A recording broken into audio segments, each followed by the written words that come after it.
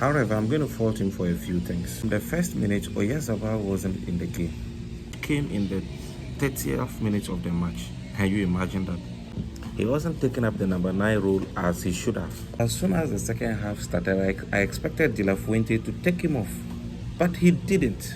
And more worrying was when he needed to take off a forward, he took off Ferran Torres. I honestly thought he had moved Ferran Torres to the number 9 position, whereas Oyarzabal was going to take the back seat. Because obviously the Czech was doing better in that particular match than Oyarzabal. Equally, Rodri looked so much like he didn't look sharp. He looked slow and not sharp, kind of. And I didn't expect him. It was not a wise decision to play him alongside Fabian Ruiz. It's evident that Fabian Ruiz is equally a very slow,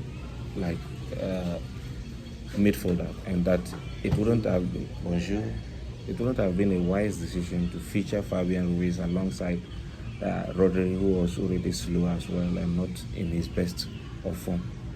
That is exactly my point, because Pedri seemed to be the only player that showed up in that particular game. He ran the midfield like he does, but it kind of drained him, it exhausted him, and you wouldn't have been expecting that he would be doing this particular job alone. He needed assistance. My issue is that De La Fuente is just so stubborn, and it's time for him to quit being stubborn. That is all. You remember there was a time he stopped playing Pedri as a deep line midfielder.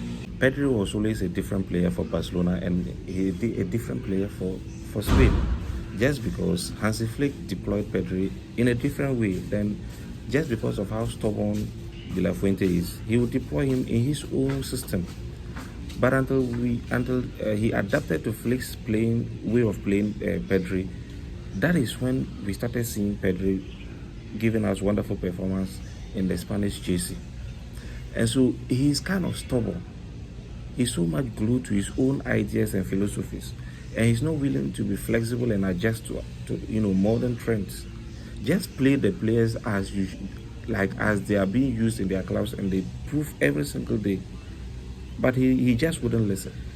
Well, maybe he felt it was an easy fixture and that he decided to line up the way he did. However, a coach as experienced as he is should know that this is the World Cup and there are no easy fixtures, and that you should always be as prepared as you can be and not to underestimate any other team. And so what I'm feeling right now is that if he doesn't change and adapt in their next fixture, and whatever happens to Spain or wherever they find themselves, I think they should hold the coach responsible.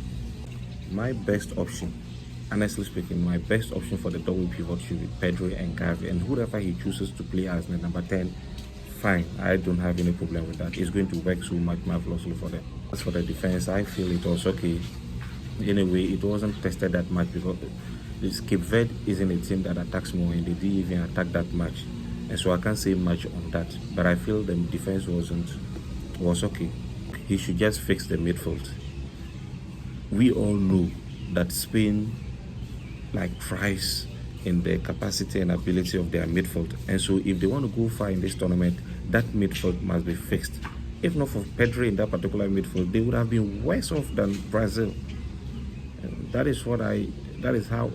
these are my observations against between Spain and Cape Verde yesterday. It was so bad, honestly, and I blame the coach partially for that, for underestimating Cape Verde and not taking the World Cup seriously.